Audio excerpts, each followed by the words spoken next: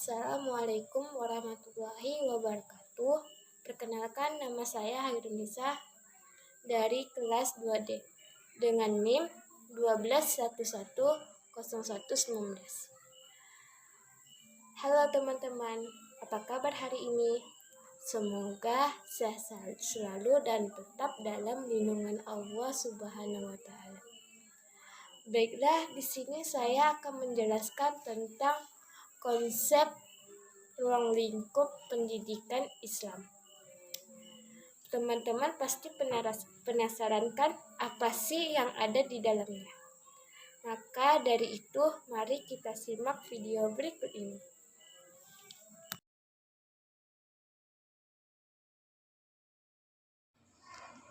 Sistem pendidikan Islam.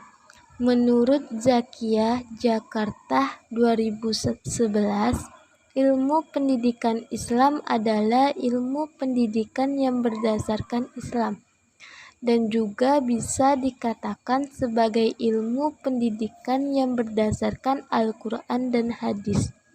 Yang dimaksud ialah usaha yang berupa asupan dan bimbingan terhadap anak didiknya agar kelak bisa memahami dan mengamalkan anjuran Islam. Jadi, belajar ilmu agama itu sangat penting bagi umat muslim.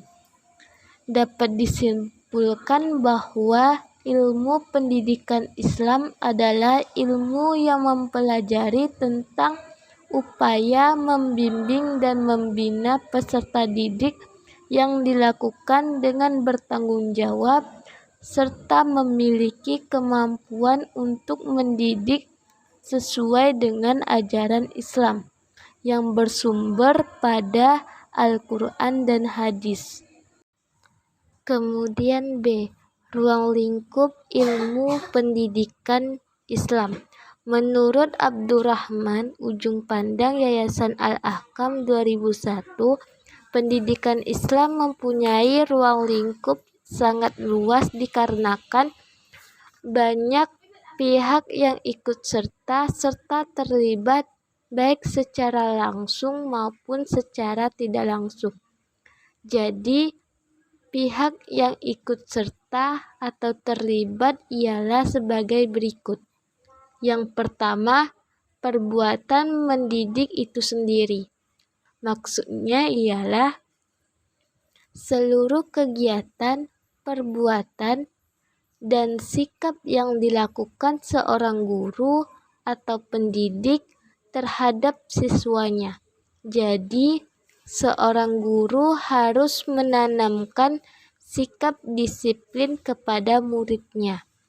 Yang kedua, peserta didik.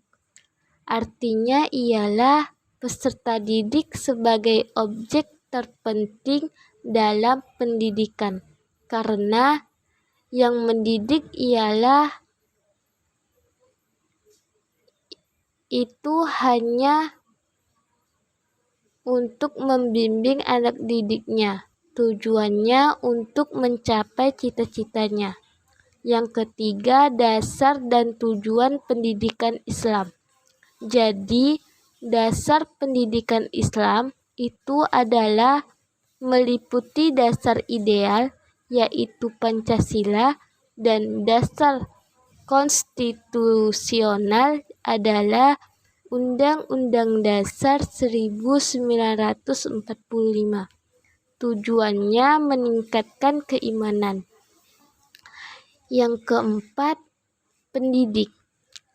Yang melaksanakan pendidikan Islam ialah ia juga mempunyai peran penting terhadap berlangsungnya proses pendidikan. Yang kelima, materi pendidikan adalah bahan atau pengalaman belajar ilmu agama Islam yang telah disusun kemudian disampaikan kepada peserta didik. Yang keenam, media pendidikan adalah perantara atau pengantar pesan pendidikan dari pengirim ke penerima pesan. Yang ketujuh, evaluasi pendidikan, yang mengadakan evaluasi atau penilaian baik terhadap peserta didiknya. Yang kedelapan, lingkungan sekitar, ialah keadaan di sekitar kita yang ikut berpengaruh dalam proses pelaksanaan pendidikan Islam. Kemudian C, tujuan ilmu pendidikan Islam. Tujuan pendidikan Islam sangat terkait dengan tujuan penciptaan manusia sebagai khalifah Allah Subhanahu wa Ta'ala. Jadi, tujuan pendidikan Islam adalah untuk membimbing seorang peserta didik untuk memahami ajaran agama Islam, dan diharapkan mereka memiliki kecerdasan berpikir, kecerdasan emosional, dan kecerdasan spiritual untuk menuju dunia dan akhirat. Kemudian yang terakhir D, prinsip tujuan pendidikan. Prinsip merupakan suatu yang dianggap hal nyata sehingga tidak perlu dipertanyakan oleh manusia yang teguh. Prinsip tersebut mengandung makna kebenaran yang tidak mungkin perlu buktian karena sudah dianggap hal ini yang benar walaupun nantinya ada kesalahan.